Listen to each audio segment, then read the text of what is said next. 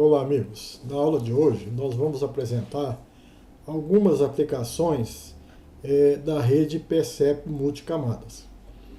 Vai ser no sentido de apresentar ilustrações destacando algumas particularidades do MATLAB. Nas aulas posteriores, nós vamos apresentar aplicações do PCEP multicamada em situações mais reais relativas ao problema de classificação e problema de predição.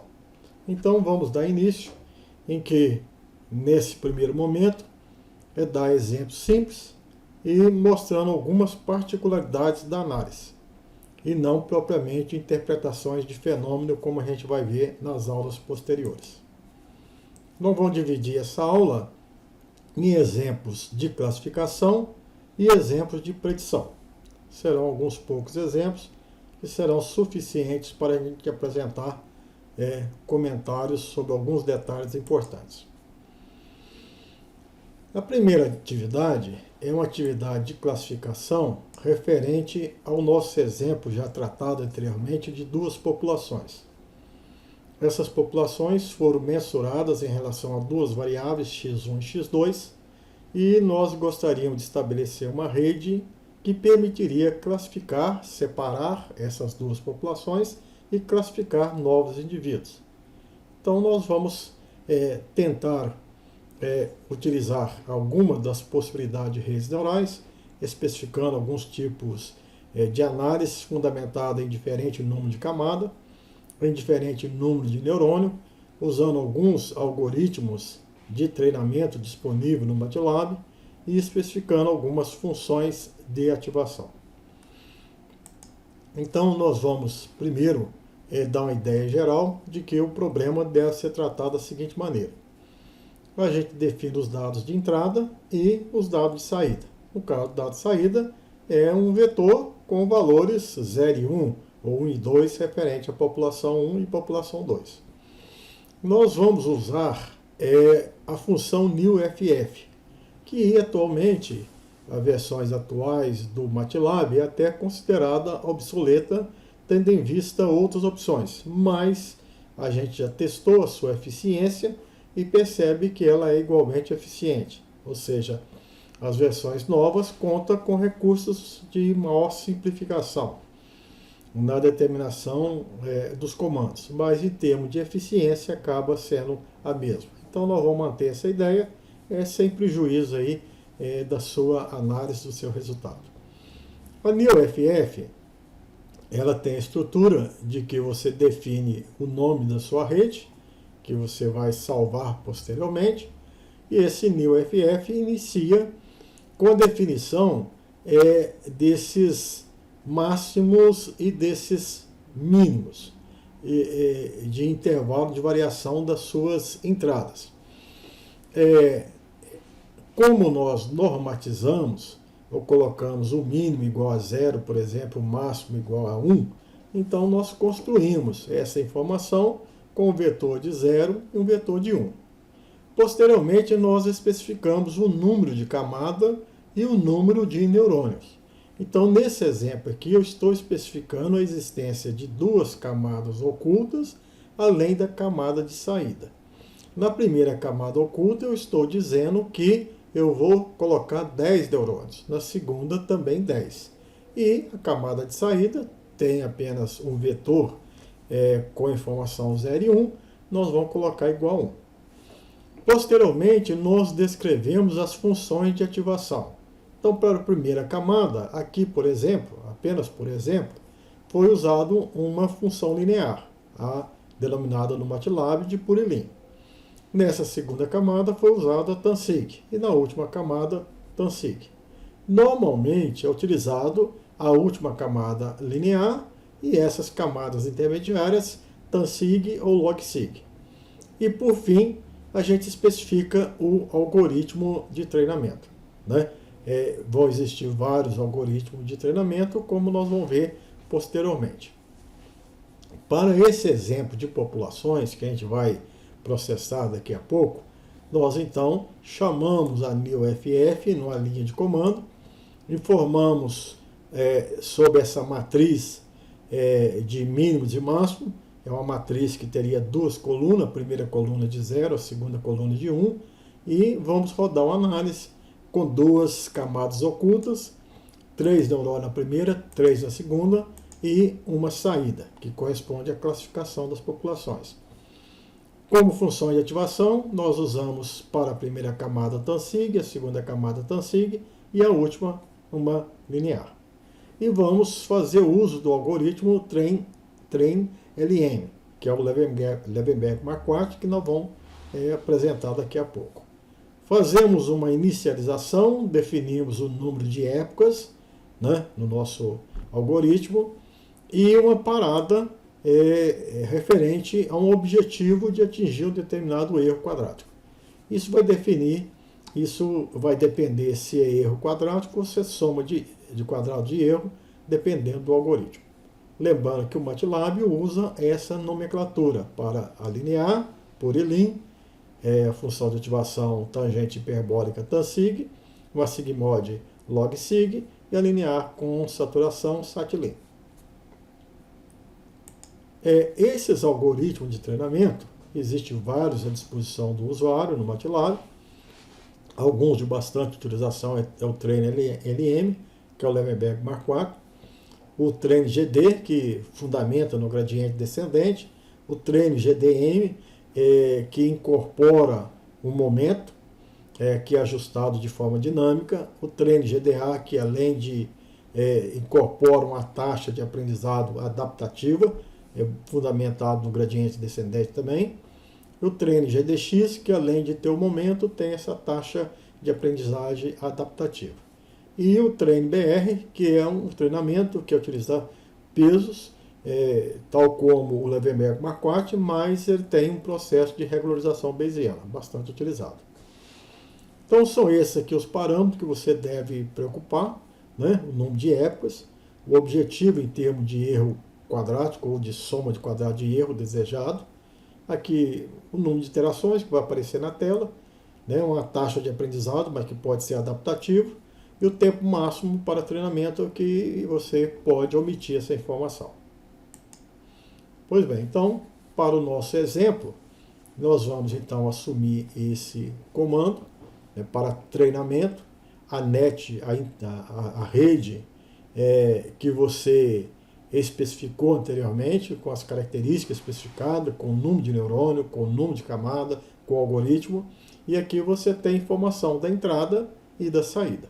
A entrada, né, de treinamento e a saída de treinamento.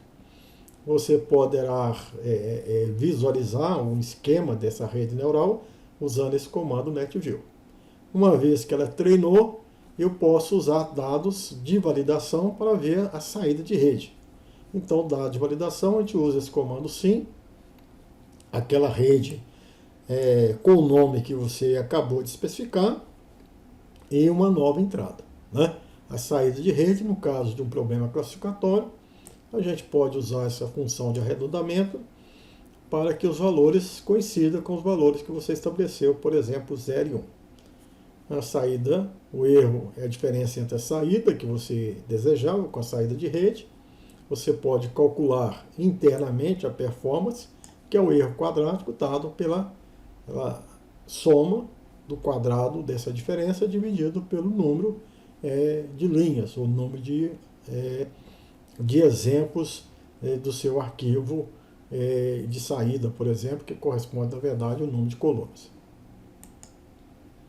Existem algumas estimativas que você vai ter.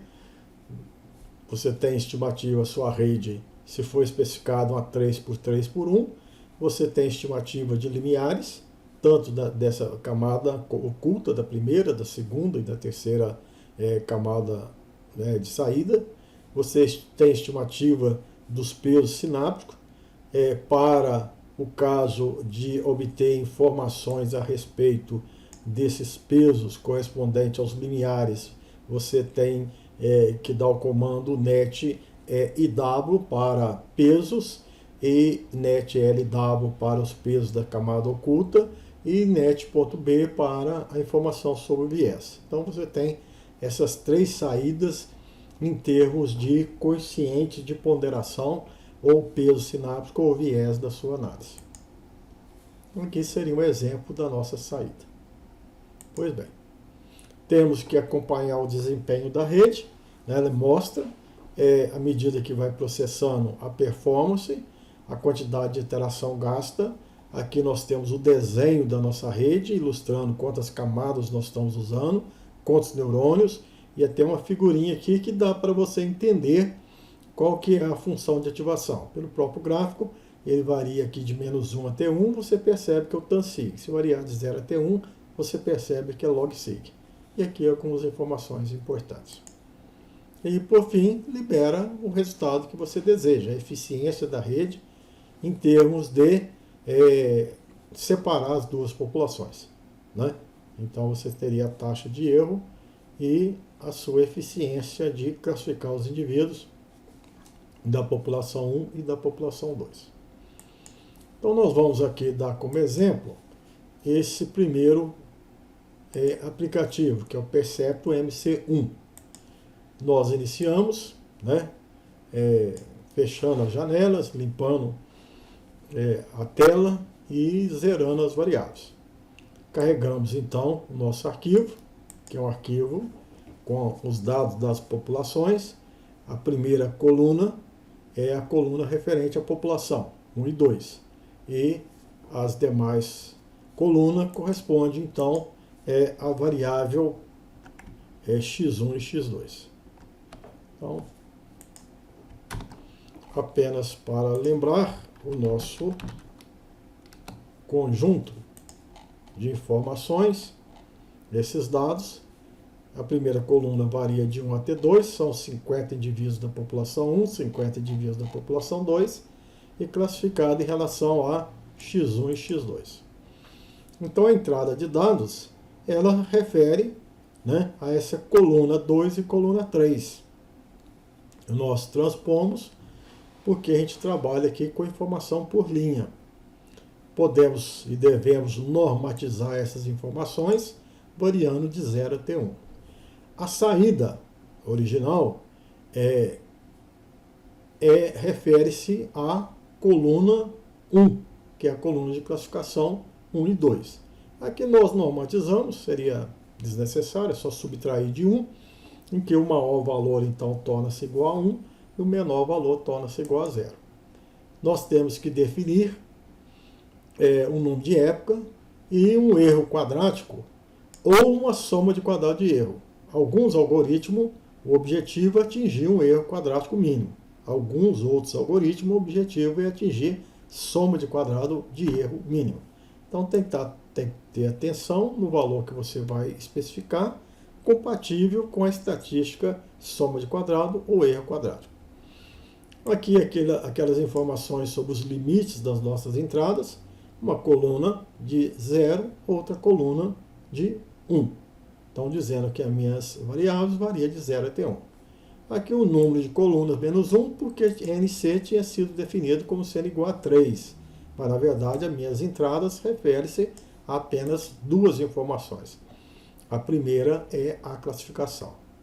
Então, veja que, como inicialização, nós definimos aqui a informação de mínimo e máximo, a topologia que a gente deseja, duas camadas, 3 neurônios na primeira, 3 na segunda, e a camada de saída 1 neurônio.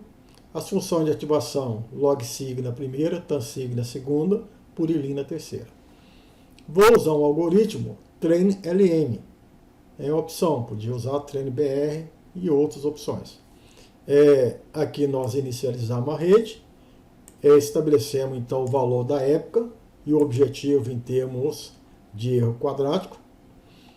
Passamos pela etapa de treinamento, podemos imprimir a rede e aí temos a impressão. Às vezes é necessário ou não. Imprimimos os pesos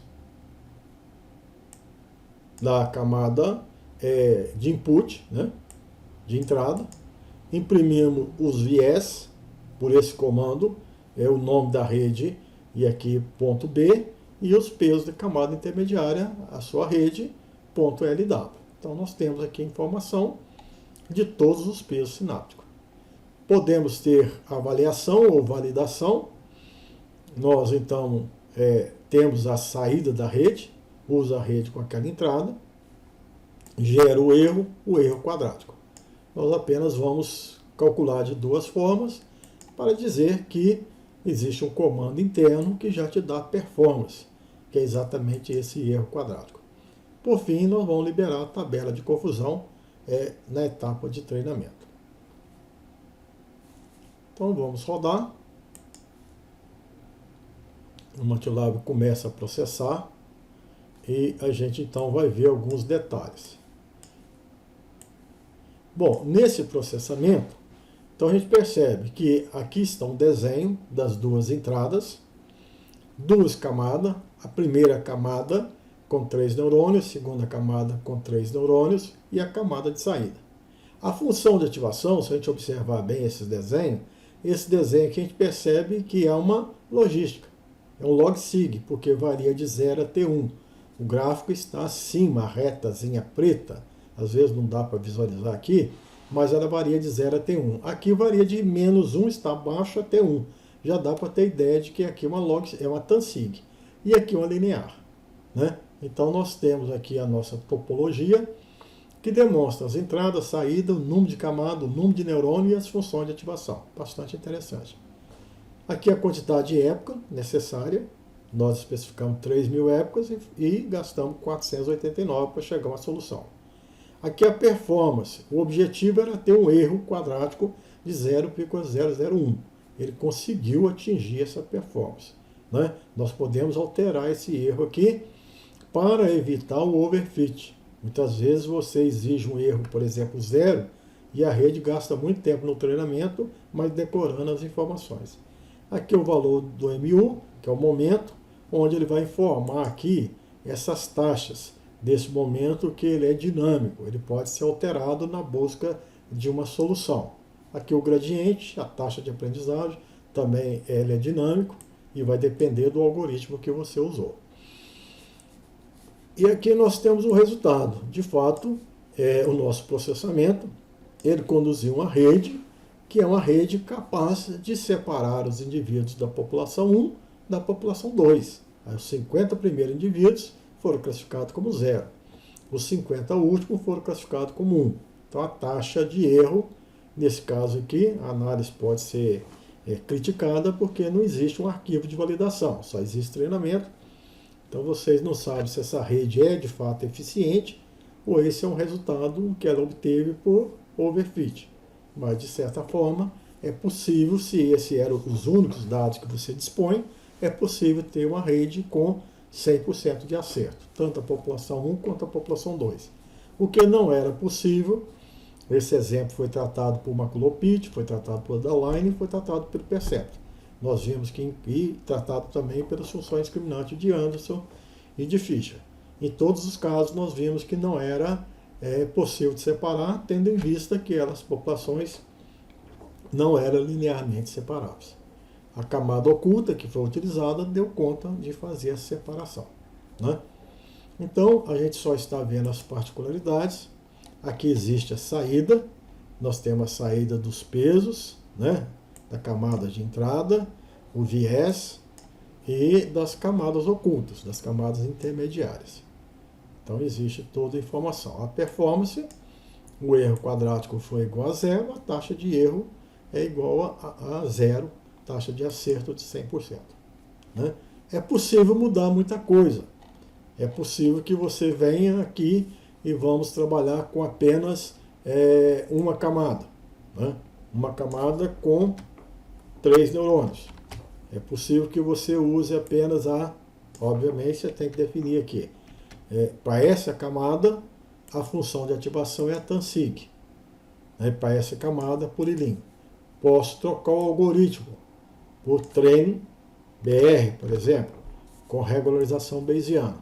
E aí rodar minha análise e verificar se esta é uma boa opção ou não, né? Então, nesse caso aqui, houve erro porque eu tinha pedido para imprimir a segunda camada.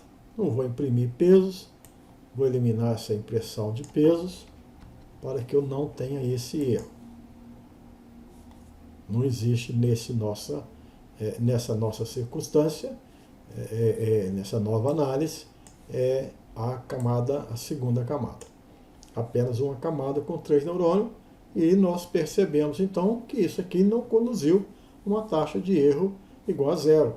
Né? Eu posso vir cá, eu troquei então o trem BR, posso investigar se aumentar o número de neurônios, se melhora o meu desempenho. Então eu vou rodar de novo.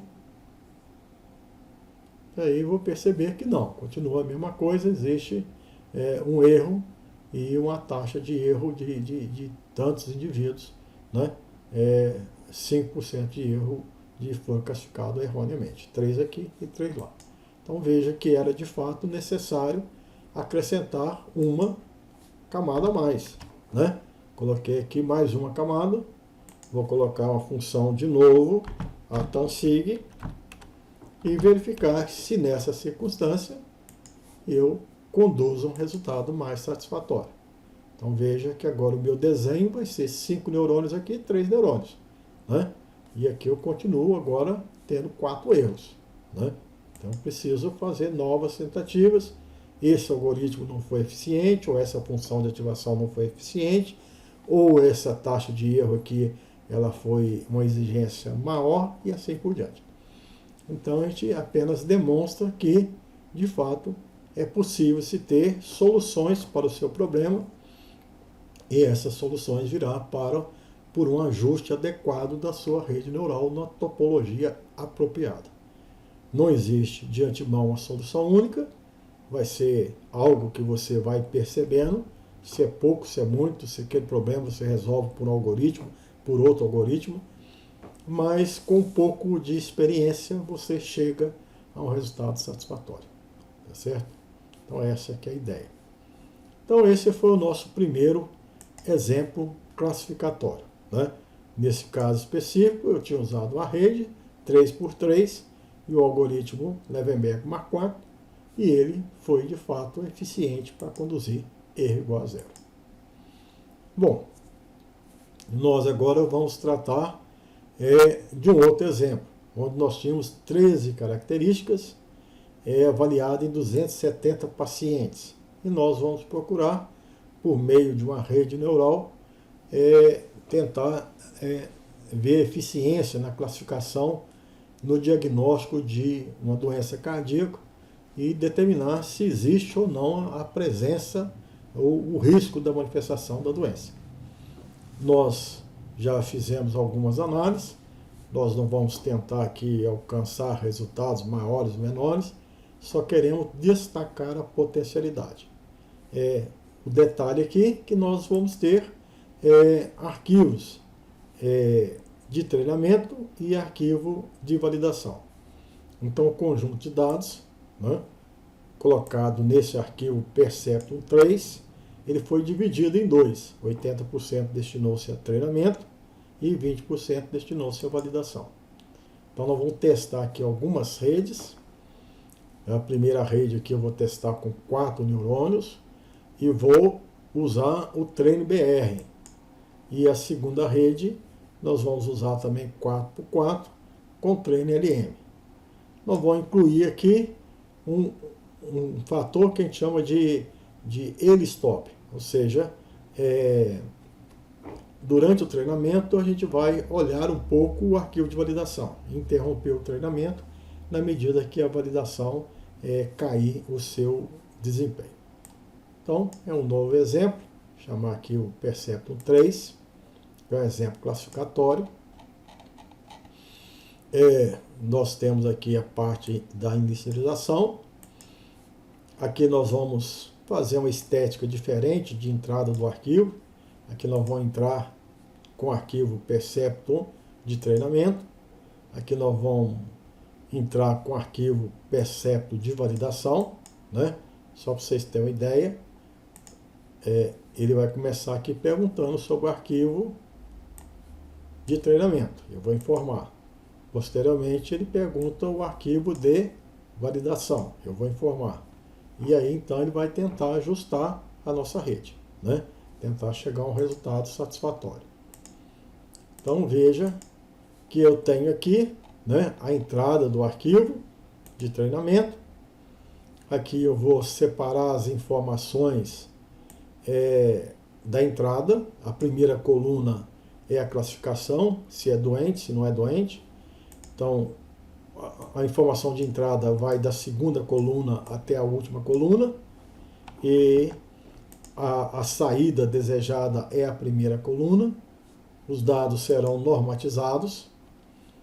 Na validação, a mesma coisa. Eu vou separar, apesar de ser arquivo de validação, eu sei qual que é a saída desejada, que estaria então nessa primeira coluna desse arquivo de validação. E eu tenho então montado por linhas as minhas entradas de treinamento, saída de treinamento. Entrada de validação, saída de validação. Vou então definir aqui o número de época, coloquei 8.000 épocas, e vamos trabalhar aqui seguindo um roteiro, ou seja, vamos considerar aqui o treino BR com erro de 0,07. 0,07. Criei o espaço de definição de variação das minhas variáveis, de 0 até 1. Vou usar newFF, né, com o treino BR. Defini o número de épocas, defini o erro quadrático desejado. Aqui, essas duas informações, elas são necessárias apenas quando eu quero usar a opção de early stop. Não é o nosso caso. E essa informação aqui também eu precisaria de early stop. Então, eu vou usar a rede normal, ou seja, o nome da rede, a entrada e a saída.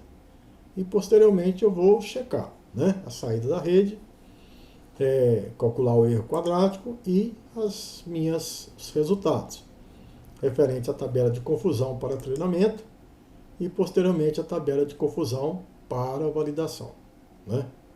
E alguns gráficos aí mostrando a separação. Tá?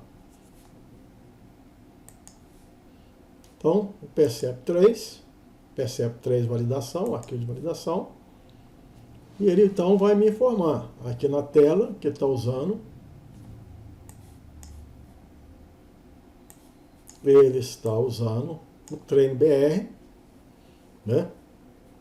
Informa aqui que é o treinamento baseado em regularização bayesiana, 4x4, 1 camada de saída, 13 entradas, e aqui me dá as informações que gastou 471 épocas. Nesse caso específico, eu tive uma taxa de acerto em treinamento de 90% e de validação de 81%. Vamos ver se confere. Essa rede está me dando uma taxa de acerto. Esse resultado aqui não se repetiu. Quem tinha colocado aqui, esse aqui é o treino BR. A gente está vendo que eu tinha colocado aqui uma taxa de acerto de cerca de 83% e aqui de 93%. Né? Aqui nesse exemplo, que eu acabei de rodar, deu 90% e deu 81% de acerto, ou de taxa de erro de 18% de invalidação. Um pouco maior, muito provavelmente por questões aí de convergência, mas é um resultado. Nós temos as informações dos gráficos comparativos, né? A taxa de erro agora foi maior, não só para o treinamento, como para a validação, né? Então, às vezes, tem que ajustar aqui, principalmente, os erros quadráticos, o valor de erro quadrático estabelecido, o número de época e tudo mais, né? Nesse caso específico, a gente teria que acertar essas informações. Bom, eu posso rodar de outra forma, né? Vamos tentar rodar. Aqui, o exemplo lá tinha sido rodado por Tansig. Vamos ver se eu mantiver aqui o Tansig, se eu vou reproduzir o mesmo resultado apresentado anteriormente.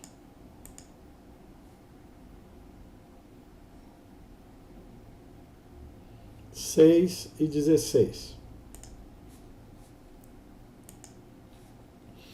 Eu reproduzi o resultado. ou seja, da nossa rede, esse é o resultado 6,94 e 16, apenas alterando a função de ativação.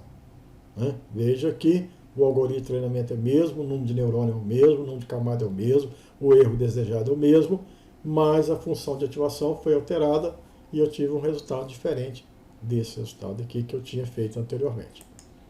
Vamos testar a segunda rede, que eu também usei Tansig, Purilim, e usei o TrainLM. Então, eu vou alterar agora o algoritmo de treinamento e passar para o Levenbeck Mark IV. E vou tentar incluir algo interessante, que é o early stop. Tem que informar as informações de entrada de validação e de saída de validação, essas val, me dá informação em qual arquivo que eu devo conferir se o desempenho está caindo ou não. E agora o comando que eu vou usar, eu tenho que definir esses dois parênteses e mandar, né, olhar dentro essa informação de entrada e de saída dentro dessa variável val estruturada que tem então informação de entrada e de validação.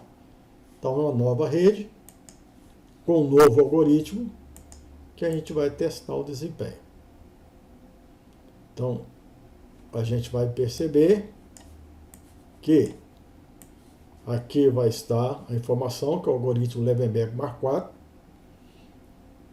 informações do treinamento, inclusive de falhas na validação, ele vai checando a validação e vai me dando informação aqui da performance. Veja que a minha análise ela tinha chegado a um resultado de 8,79 e de 11. Aqui o resultado foi pior, né? Eu tenho que avaliar qual que foi a minha alteração, ou seja, o erro quadrático aqui tinha sido definido como sendo 0,001, não 0,07. Então nós vamos colocar aqui 0,01, o erro 0,01, e vamos tentar reproduzir esse resultado.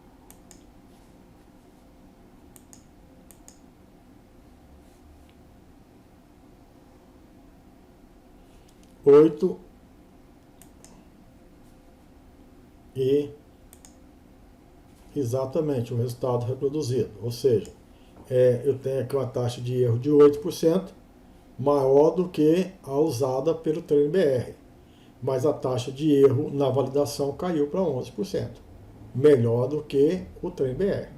Então veja que são resultados diferentes e há uma mudança, né? Eu não estou me importando aqui em fazer várias vezes, porque isso aí ilustra bem. Pequenas mudanças, tanto no erro, no algoritmo, no número de época, no número de camada, no número de neurônio, poderá produzir um resultado mais ou menos satisfatório. Né? Então, às vezes, você encontra o resultado, se você esqueceu a parametrização, você então pode ser que não reproduza aquele resultado, porque existe algo que foi mudado. Então, a rede está atendendo a objetivo diferente. Por isso que a gente tem que fazer uma análise exaustiva para chegar à conclusão que aquele problema, a rede neural não foi adequada.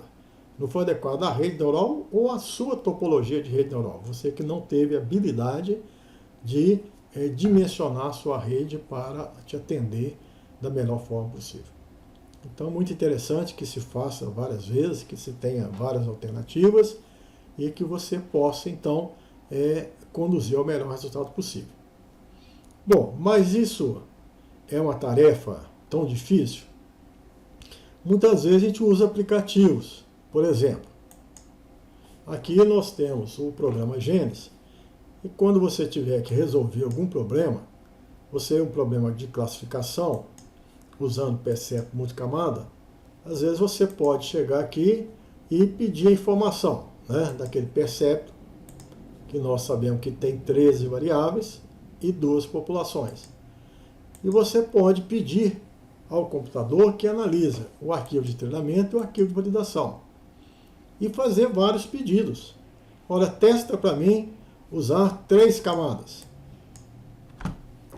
Coloca 2 neurônios até 10, variando de 2 em 2. Então ele vai testar para você. 2, 4, 6, 8, 10. 5 alternativas. V5, 25. V5, 125. Alternativa. Testa para mim o número de EPI 3000. Testa para mim um erro de 0,1. Use para mim esses vários algoritmos, né? TremBR, por exemplo. Com ele stop ou sem ele stop. Embaralha ou não embaralha. Se você falar, olha, varia para mim log-sig e tansig. Então você que tinha 125, você vai testar log-sig e tansig, vai passar para 250 possibilidade. Na primeira camada. Na segunda camada mais 2, então vai passar para 500. Na terceira camada mais 2, 1000. Então, se você preencher esse aqui, você está dizendo ao computador para que ele tente 1000 vezes. Várias alternativas. Depois você vai mudar para testar outra 1000 vezes. E o computador pode ser muito útil em proporcionar solução para o seu problema e que não seja uma solução de uma topologia única que muitas vezes você não tem o direcionamento. Pois bem, então fica aí os nossos exemplos da parte de classificação. Vamos fazer agora alguns exemplos da parte de predição, a semelhança do que é feito em análise de regressão. Então, o primeiro problema nosso é um problema de ajuste de modelo, típico de regressão. Nós já vimos no nosso arquivo de regressão múltipla, TXT, é um arquivo que você tem 5 variáveis e um modelo e uma variável Y. E numa regressão linear múltipla foi feito atingindo então um R2 de 67,48%. Então vamos fazer essa análise de regressão múltipla usando esse nosso script Percepto2. Vamos ler aqui os dados. Apenas para relembrar desses dados. Aqui nós temos um arquivo com uma série de informações. A primeira coluna é o meu, vai se tratar então das minhas informações de x1, x2, x3, x4, x5. Então a entrada varia da primeira até o número de coluna menos 1. Está aqui o número de linha e o número de coluna do arquivo. E a saída vai ser exatamente a última coluna, transposto, tudo transposto. Isso aqui é normatizado e a saída nem sequer foi normatizado. Usei 10.000 época, o erro quadrático de 0,01, aqui a definição de máximo e mínimo, das minhas variáveis, e aqui eu usei, vamos ver se corresponde, eu usei aqui um neurônio apenas, e usando o Purilim. Então, usar um neurônio, a primeira camada, um neurônio na segunda camada, e, na verdade, só vou testar uma camada oculta e vou usar esse linear. Então, veja que, neste caso específico, vou definir aqui como sendo linear na primeira situação, para a primeira camada, linear na segunda camada. Para seguir o nosso roteiro, vou usar o algoritmo TremGD, que é o treinamento pelo gradiente descendente. Aqui as épocas, o erro quadrático, treinamento, e vou fornecer aqui o valor do R2. Aí são resultados que eu vou ter. O meu R2 era de 64%. Veja, de nada adiantou acrescentar a camada oculta. Se eu não conseguir extrair na minha topologia informações não lineares. Então a função de ativação unicamente linear, ela não é compensatória. Você migra a sua abordagem para uma abordagem de rede neural na medida que você quer extrair algo que a regressão linear múltipla não extraiu. Então essa estratégia de usar tudo linear praticamente é improdutiva, Mas nós podemos testar outras redes aqui, Ao invés de colocar a informação linear, nós vamos usar uma tansig para ver se a gente consegue extrair informações que não sejam, que vão além daquilo que eu já extraí em termos lineares. Então veja que eu estou propondo uma mudança na função de ativação. 10.000 época, está tentando ajustar. E aí ele vai, alcançou aqui o valor a mais. Conseguiu captar 73%. Né? Eu estava com, aqui era 72%, aqui 73%. Ou seja, eu com um neurônio apenas, mas trocando a função de ativação, eu consigo então captar mais do que o componente linear. Vou acrescentar, ao invés de uma camada oculta com um neurônio, vou acrescentar com 2 neurônios. Né? E vou manter aqui o mesmo algoritmo GD. Poderia ter trocado o algoritmo, mas estou mantendo aqui como sendo TANSIG, poderia ser LogSig, mais 2 neurônios. Será que tem vantagem? Eu consigo extrair mais coisas? Eu estava com linear, não foi vantajoso. Com o não linear, a TANSIG, foi vantajoso, eu fui a 74%. Aqui também mantive a 72%. Deixa eu ver, 0,01, TANSIG, TrainGD. Qual foi a diferença aqui na minha análise? 2 por 1, TANSIG, por 3GD. 2 por 1. Né? Aqui tem que especificar, tem que saber qual era o número de épocas que foram consideradas. Vamos ver aqui uma taxa de erro. Vamos colocar aqui Train LM para ver se melhora. E então rodar de novo. 84%. Train BR, aquele com regularização bayesiana, 86%. Podemos tentar aqui uma opção de aumentar, né, o número de neurônio, passar para 4, usando o Train BR.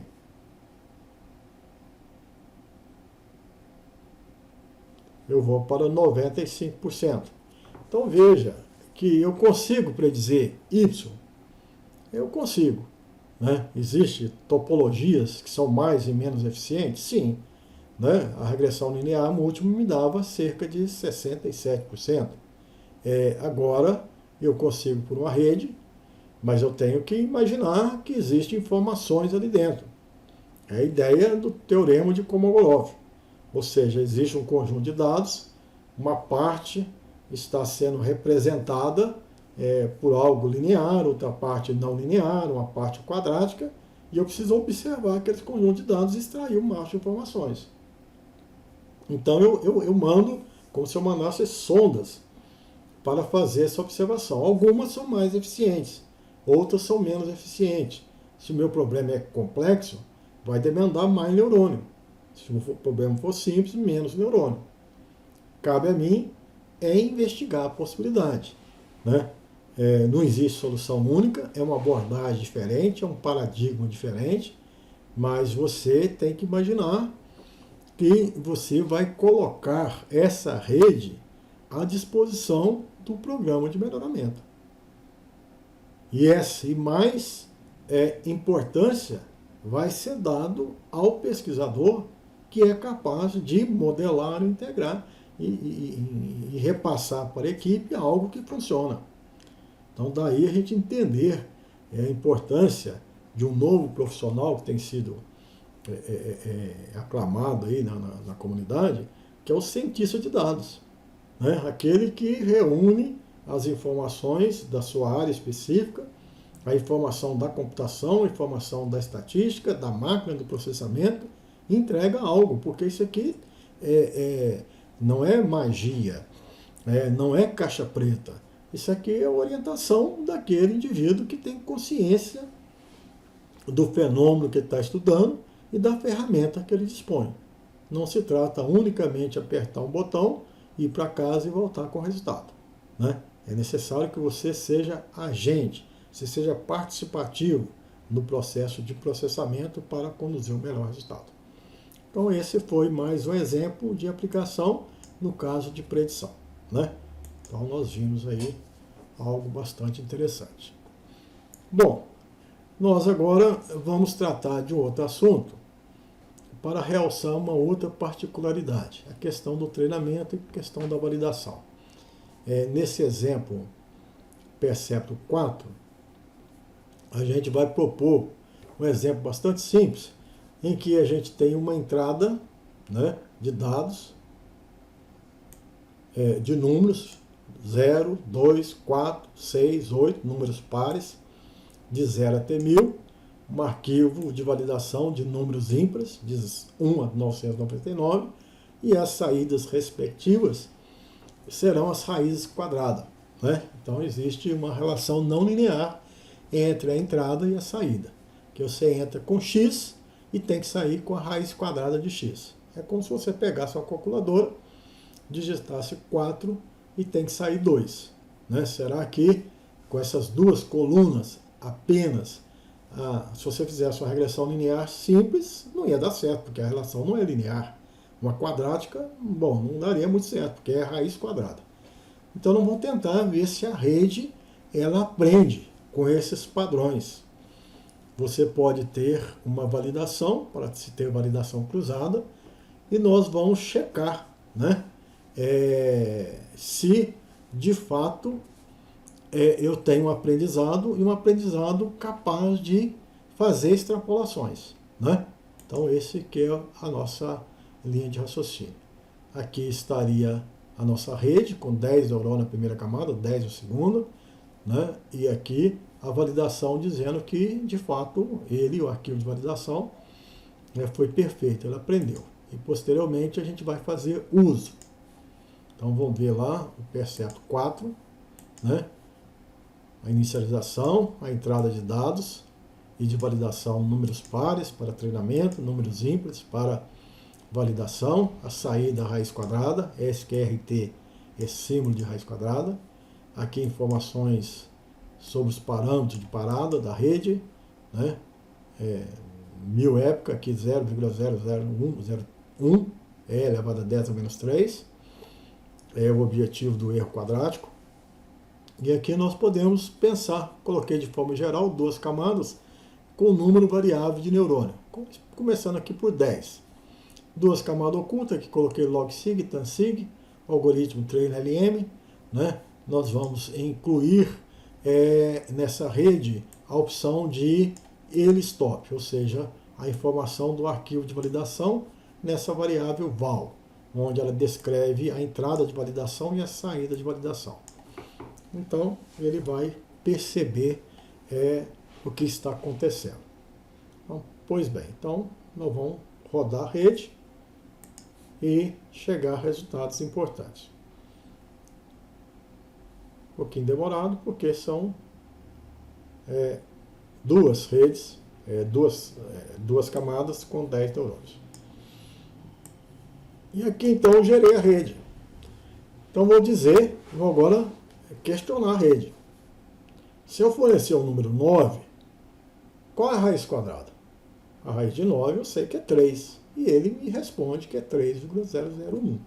Então veja que ele conheceu números ímpares e treinou com números pares. Mas se eu pedir, por exemplo, 15,78, qual que é a raiz quadrada?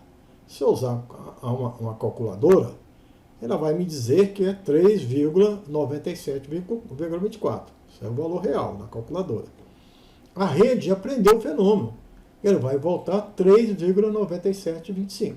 Veja que é um número que a rede não conhecia.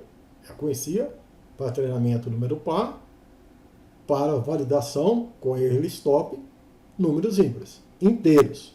Números fracionários ela não conhecia. E ela treinou de 0 até 1000. Se eu pedir aqui qual que é 1010, a rede, então o valor real é 31,78. Ela já devolveu com certo tipo de erro. Por quê? Está fora do intervalo de aprendizado. É o número que ela ela desconhecia esse fenômeno, desconhecia, ela conhece números representativos de 0 até 1000. Pode ser fracionários, pode ser inteiro, pode ser par, pode ser ímpar, dentro desse intervalo. Agora, se você perguntar 1600, está muito fora da área de aprendizagem, a raiz real é 40 e ele devolve com 32. Veja, não está no espaço de aprendizado. Ela aprendeu de 0 até 1000. Você forneceu 1600, ela nem sabia que existia número, não sabia a tendência de números acima de 1000. Mas se você perguntar quanto é que vale 540, sei lá, 546,78, um número que ela não treinou, que é 23,38, 33 real, ela devolve com 23,38, 34. Esse número está dentro do intervalo de definição. Ela conhecia esse número? Ela trabalhou? Não, ela trabalhou com o número par. Número inteiro, par, e validou com o número inteiro ímpar.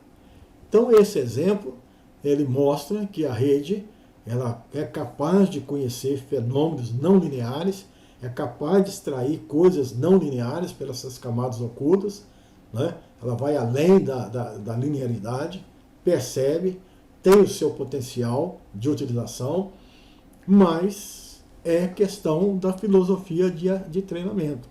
Ela tem inteligência computacional, mas a mesma inteligência sua, a inteligência humana, ela é limitada dentro de um universo que você conhece. Não adianta, você conhece uma série de animais, mas se trouxer um animal da Lua, você não vai, né, que existir em qualquer planeta, você não sabe o que é aquilo, não está no seu universo de conhecimento, é algo que extrapolou, né, aquele seu universo. Então a gente tem que ter muito cuidado, tem que ser muito questionado, será que eu ia ajustar uma rede no local 1, vai funcionar no local 2? Bom, isso vai depender.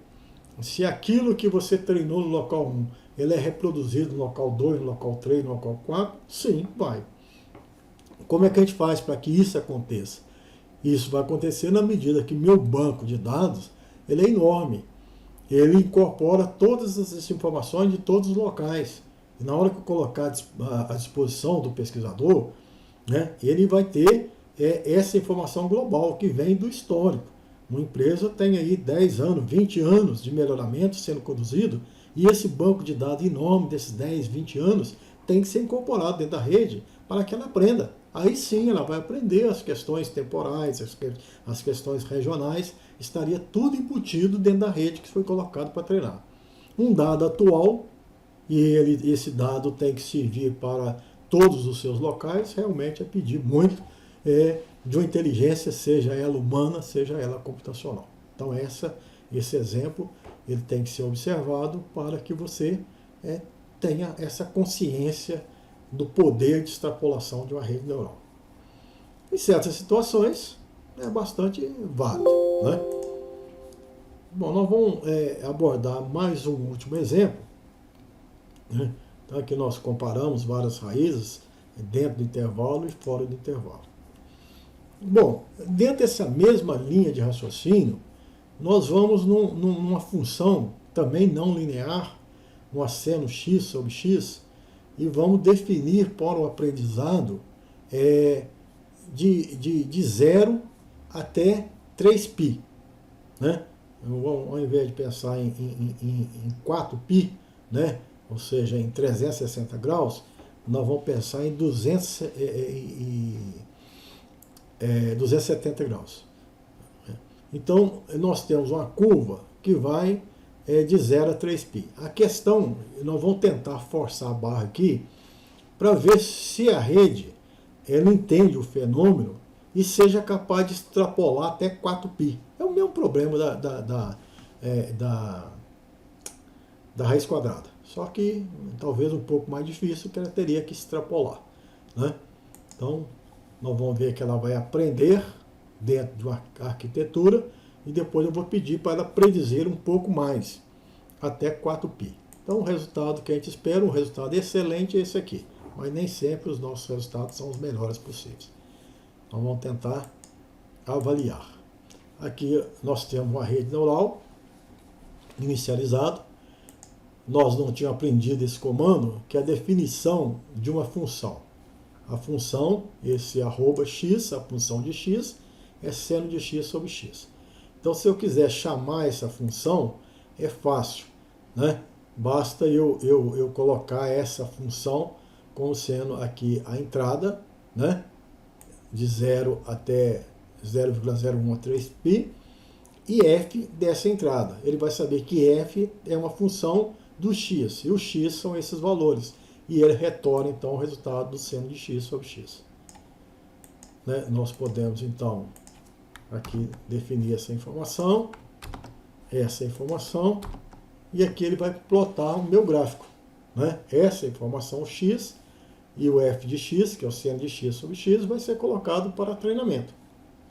O computador, a rede neural, vai ter que entender essa função.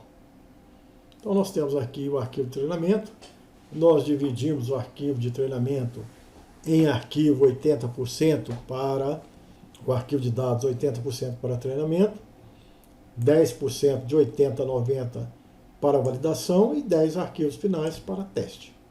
Né? Então existe aqui um arquivo de teste. Nós estamos usando 5 neurônios em 3 camadas, todas elas com TANSIG, com função de ativação. Aqui o TreinBR, não foi utilizado o ELStop. Vou abandonar essa linha e usar essa linha aqui. Se você não colocou esse colchete val, significa que você não quer usar o ELStop. E na verdade, quando você usa TreinBR, esse ELStop não é recomendado. Aqui você tem os gráficos e posteriormente eu vou tentar fazer a predição de 0 a 4π. Eu vou um pouco além daquilo que a rede tinha para aprender. Então ele começa aqui me dando o gráfico original da função. Aqui me dando a parte, nem é parte de validação, é parte de teste, que ele pegou alguns dados para testar o R2 a um acerto de 100%. E veja que mesmo tendo um conjunto de dados que era uma amostra, aqui tinha uma amostra de dados para treinamento, uma amostra de dados para validação, uma amostra de dados para teste. A partir de certo momento,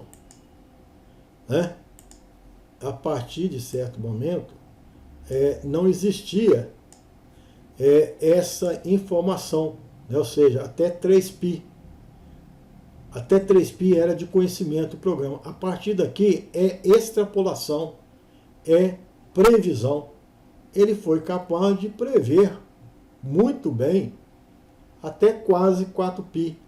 Ou seja, a partir daqui, 3,5π até 4π, há uma perda. Ou seja, uma diferença entre o real, né, e o estimado pela rede. Então, veja que a rede, ela, como nós vimos no caso da raiz quadrada, ela tem o seu limite, mas algumas vezes ela é funcional, né?